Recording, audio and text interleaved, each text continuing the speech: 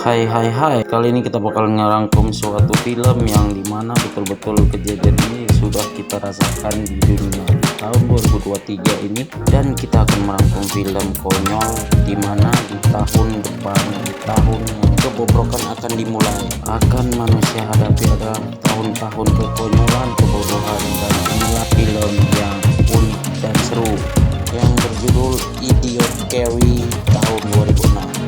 Inilah selengkapnya. Mari kita tonton.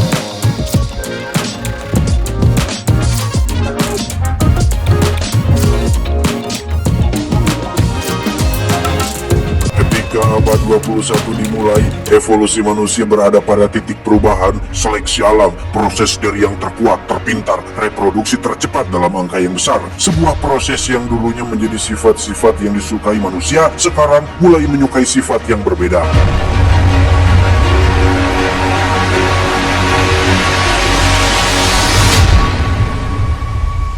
Dulu, kebanyakan ilmuwan memprediksi bahwa masa depan akan menjadi lebih beradab, lebih pintar, lebih sopan, santun, dan damai. Faktanya, sebagian dari generasi muda saat ini banyak yang berpakaian seenaknya, melenggak-lenggokkan tubuhnya untuk dikonsumsi semua orang yang bukan muhrimnya. Banyak kasus murid melawan guru, bahkan tidak sedikit yang sampai berani melakukan kekerasan kepada yang lebih tua, sehingga bisa disimpulkan bahwa evolusi tidak selalu menambah kecerdasan. Yang paling miris adalah banyak keluarga yang sejahtera dan punya pendidikan baik justru memutuskan untuk menunda-nunda punya anak dengan alasan takut mengganggu pekerjaannya. Sebaliknya, keluarga yang kurang sejahtera dan kurang dalam pendidikan justru malah hobi sekali membuat anak, sehingga apa yang terjadi dalam kurun waktu sekian puluh tahun, bahkan ratusan tahun, manusia-manusia dalam tanda kutip bodoh menjadi kaum yang lebih dominan dan memenuhi permukaan bumi ini. Dan inilah idiokrasi. Pada tahun 2005 di markas militer Amerika Serikat, ada seseorang yang mungkin akan mengubah sejarah dunia. Dia bernama Joe, seorang tentara yang bertugas sebagai penjaga perpustakaan militer yang kebetulan mendapat tugas baru untuk menjadi subjek dalam sebuah proyek rahasia militer. Tak sendiri, ada juga seorang mantan kriminal bernama Rita yang juga akan ikut, di mana proyek ini sendiri adalah untuk menguji sebuah hibernation pods atau kotak pembeku atau kotak tidur panjang. Joe dan Rita akan dimasukkan ke dalam kotak tersebut selama kurang lebih 1 tahun. Dan ingat, proyek ini sangat rahasia. Saking rahasianya, hanya jenderal dan beberapa stafnya saja yang mengetahui tentang proyek rahasia ini. The Human Hibernation Project was one of its most secretive.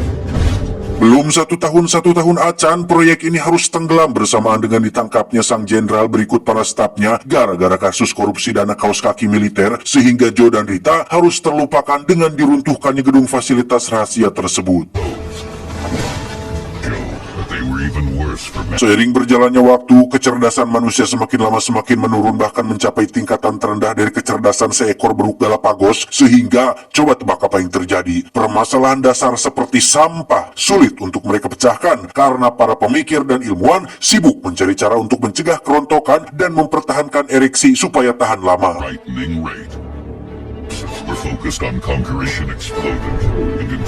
Tepat pada tahun 2505, tumpukan sampah akhirnya menjadi seperti gunung-gunung yang menjulang tinggi hingga terjadi longsong besar yang tak sengaja membuat pods milik Joe akhirnya terbuka.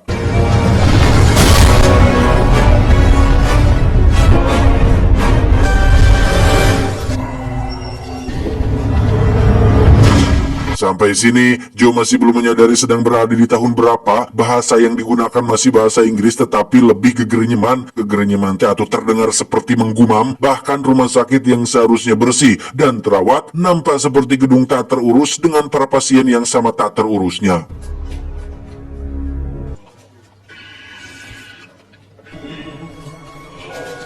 Maksud hati ingin menghubungi pangkalan militer tempatnya bertugas, Joe malah diarahkan pada seorang dokter yang melakukan pemeriksaan tidak jelas, yang pada akhirnya membuat Joe sadar jika dirinya telah tertidur selama kurang lebih 500 tahun.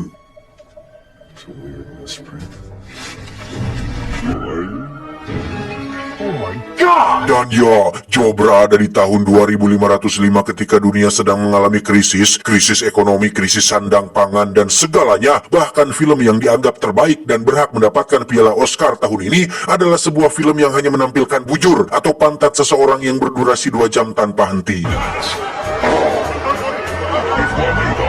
Perlu diingat bahwa semua orang di tahun ini memiliki identitas masing-masing berupa tato pada lengan mereka, sehingga ketika Joe diketahui tidak punya itu, maka dia pun ditangkap oleh polisi dan langsung menjalani persidangan dengan hakim dan para saksi yang tidak kalah bodohnya.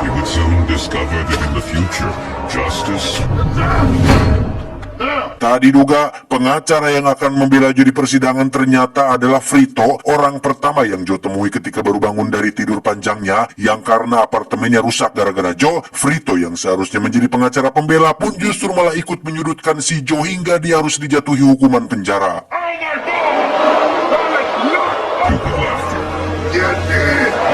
Di sisi lain, Rita, sang wanita kriminal rupanya sudah bangun lebih dulu, yang karena di zamannya dia berasal dari lingkungan yang kurang berpendidikan, maka Rita tidak terlalu sulit untuk beradaptasi atau nyambung dengan orang-orang di tahun bodoh di tahun ini, yang justru membuat Rita mendapatkan pundi-pundi dolar dari hasil menipu orang yang ditemuinya. Thank you very much, young man. Kembali ke Joe yang sedang diberikan tato identitas, yang karena komputer di tahun ini sama lemotnya dengan semua orang, maka Joe kesulitan mengatakan nama aslinya dan justru harus diberi nama not sure atau tidak yakin, gara-gara Joe yang kesulitan memahami instruksi dari komputernya. Sebelum dijebloskan ke dalam sel, Joe harus menjalani tes IQ untuk melengkapi data identitasnya yang dikira harus menjawab pertanyaan sulit seperti apa rumus Pitagoras, tahun berapa Pak Jokowi lahir, berapa cucu Nabi Adam, atau berapa jarak antara planet bumi dan matahari. Ternyata pertanyaannya tidak sesulit dan serumit itu. Justru tes ini nampak seperti tes untuk anak kecil, bahkan balita seperti Cipung pun sanggup untuk melewati tes ini dengan sangat-sangat mudah.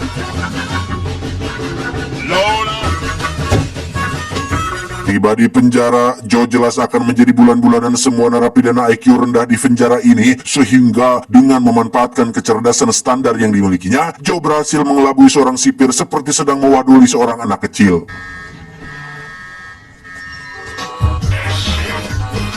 Tidak pergi untuk cari tempat sembunyi, Joe justru mendatangi apartemen milik Frito, si pengacara, untuk memohon bantuannya, di mana Joe meyakini bahwa dirinya terjebak di tahun ini gara-gara tak sengaja masuk mesin waktu yang dibuat oleh militer. Karena ini adalah masa depan, Joe percaya bahwa mesin waktu pasti sudah berhasil diciptakan dan bukan benda atau mesin yang aneh lagi, yang asing lagi, di mana Frito mengiyakan hal tersebut dan tahu di mana lokasi mesin waktunya, sehingga Joe mengiming-imingi sejumlah uang agar Frito mau mengantarkannya ke lokasi mesin waktu tersebut.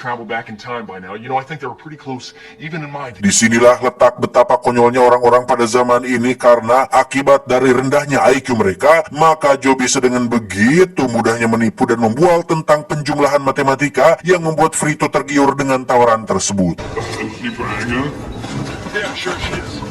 Saat mereka sudah jalan itulah secara kebetulan Rita muncul di pinggir jalan, sehingga Joe segera mengajaknya untuk masuk dan menjelaskan tentang apa yang terjadi kepada mereka berdua. Faktanya, Rita justru malah nyaman tinggal di zaman ini karena dengan kecerdasan ala kadar yang dimilikinya, dia bisa meraup pundi-pundi uang dari berbagai lelaki hidung belang yang ditemuinya.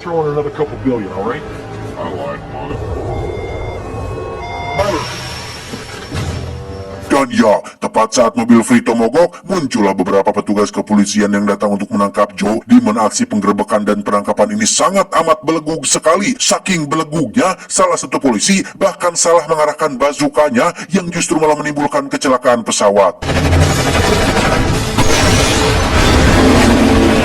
Setelah melakukan perjalanan yang cukup jauh, tibalah mereka di sebuah kota yang penuh dengan orang-orang yang tidak kalah bodohnya, yang karena Rita pergi ke toilet dan Frito masuk ke dalam kereta, membuat ketiganya harus terpisah satu sama lain, dengan Joe yang berhasil tertangkap oleh beberapa polisi yang sedang mengejarnya. Alih-alih akan kembali ke penjara, Joe justru dibawa ke White House alias Gedung Putih yang menjadi kediaman Presiden Amerika Serikat pada tahun itu, di mana Joe benar-benar terkejut saat mengetahui alasan kenapa dia dibawa ke sini, bahwa ternyata Joe dinyatakan sebagai orang paling pintar di dunia setelah berhasil mengerjakan tes IQ dengan nilai yang sempurna. Dan betapa terkejutnya Joe saat baru mengetahui jika Presiden Amerika Serikat di zaman ini ternyata bukan berasal dari kalangan politikus, melainkan seorang pegulat Smackdown sekaligus mantan pemain film dewasa bernama Camacho. Ini babangusnya, sehingga lagi-lagi Joe harus dihadapkan pada sebuah fakta bahwa semua orang pada zaman ini sudah tidak lagi peduli terhadap latar belakang pemimpinnya. Yang penting terkenal, punya banyak followers, dan bisa tampil baik di media. Itu sudah cukup untuk memimpin sebuah negara. They look like a peanut. Di depan rakyatnya, Presiden Camacho mengumumkan bahwa Joe adalah orang dengan IQ paling tinggi dalam sejarah, alias orang paling jenius dan cerdas dalam sejarah, sehingga Joe ditunjuk sebagai Menteri Dalam Negeri yang akan menyelesaikan permasalahan dunia, yang salah satunya adalah bercocok tanam demi untuk memenuhi kebutuhan makanan mereka yang saat ini sudah pada level krisis.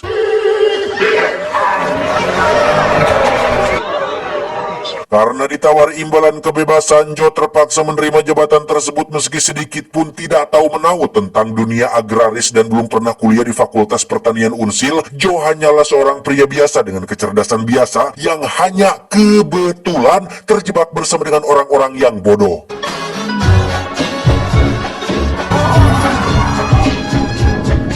Karena tak mungkin melakukan ini sendirian, Joe pun menunjuk Frito sebagai penasihat pribadinya, yang karena Frito tidak lebih pintar dari seekor landak Guatemala, maka Joe justru malah semakin pusing dengan semua nasihat dan saran-sarannya. Okay, let's go take a look at those crops.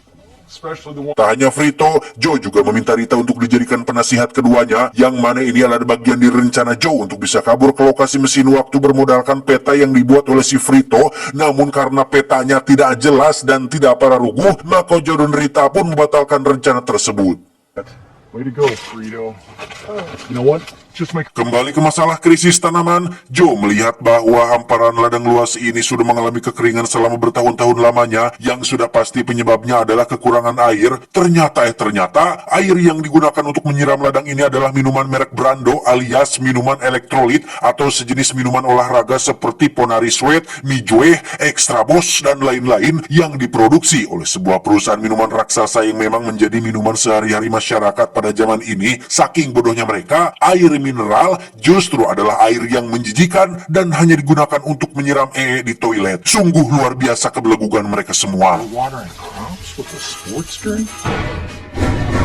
EPA and the FCC, the basic component of all life. Dengan penuh kesabaran dan kelembutan, Joe mencoba menjelaskan bahwa air adalah sumber kehidupan untuk semua makhluk hidup termasuk tanaman, dan minuman olahraga merek Brando yang mereka semua konsumsi selama ini adalah minuman elektrolit yang tidak memiliki kandungan yang cukup untuk menumbuhkan tanaman. Namun meski mulut Joe sudah berbusa-busa menjelaskan semua hal itu, para staf kepresidenan tetap tidak mengerti, sehingga Joe memilih jalur alternatif, yakni dengan mengklaim bahwa dirinya mampu berbicara dengan tumbuhan. Finally gave up on logic and reason. Electrolytes were salts that had been singered over time to the Dust Bowl. A second home would end. Akibat dari keputusan Joe tersebut, seluruh karyawan perusahaan Brando pun melakukan demonstrasi di depan Gedung Putih untuk menyuarakan tentang keputusan Joe yang sudah menyebabkan banyak dari mereka dipecat oleh perusahaan, sehingga Joe akhirnya disalahkan atas kekacauan yang sedang terjadi. Sanitation? One night? Doesn't sound so bad. We're not sure who finds himself in the toilet. Pada akhirnya Joe harus kembali dimasukkan ke dalam penjara dengan kaki yang dirantai pada sebuah batu besar untuk mengantisipasi percobaan melarikan diri, di mana Joe akan menjalani sebuah hukuman khusus, yakni harus melakukan duel truk di sebuah lapangan stadium dengan disaksikan langsung oleh para karyawan perusahaan Brando yang benci kepada sosok si Joe ini.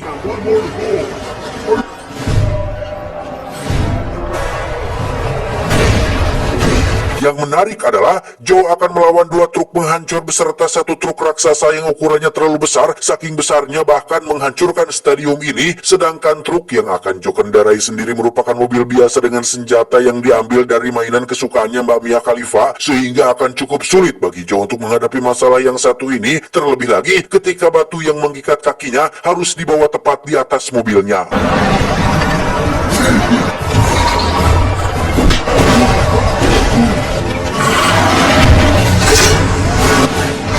Dan ya, Joe berhasil selamat berkat rantai yang mengikat kakinya, di mana semua orang tiba-tiba teriak saat lawan duel Joe masih selamat dan bersiap untuk membakar dan meledakkan Joe di tengah lapangan ini.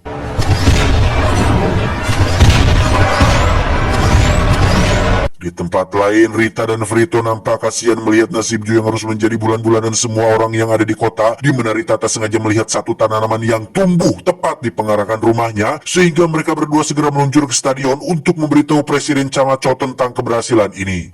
Frito, come here, look! Come on, Frito, hurry! It's working everywhere! Come on, Frito, hurry!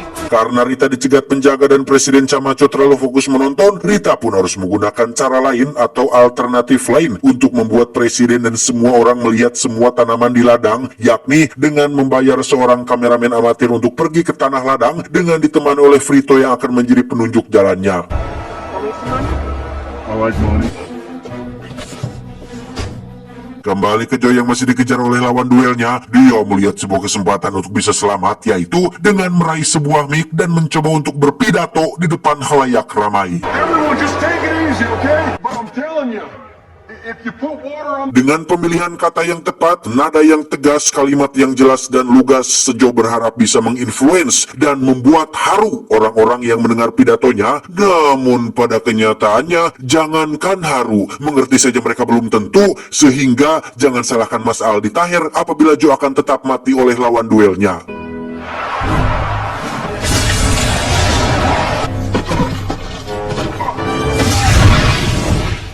Dan ya, Presiden Camacho pun menyelamatkan nyawa Joe setelah Rita dan kawan-kawan berhasil menampilkan tanamannya di layar kaca, sehingga Joe akhirnya dibebaskan dari tuduhan dan menjadi pahlawan untuk semua rakyat Amerika Serikat.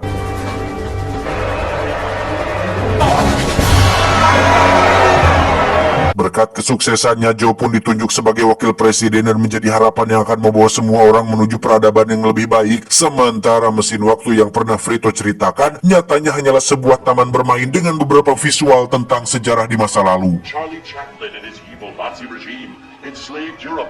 Seiring berjalannya waktu, Joe akhirnya terpilih menjadi Presiden Amerika Serikat dengan Frito sebagai wakil presidennya, sementara Rita diperistri si Joe sebagai orang yang sama-sama berasal dari masa lalu. Joe dan Rita memiliki 3 anak yang merupakan 3 anak paling pintar di dunia pada zaman itu. Sementara wakil presiden Frito menikah dengan 8 wanita dan memiliki 28 anak, sehingga sejarah nampaknya masih akan begini-begini saja untuk beberapa ratus tahun ke depan. Namun setidaknya Joe berhasil membalikkan nasibnya sendiri dan cukup baik untuk seorang pria yang punya kepintaran rata-rata.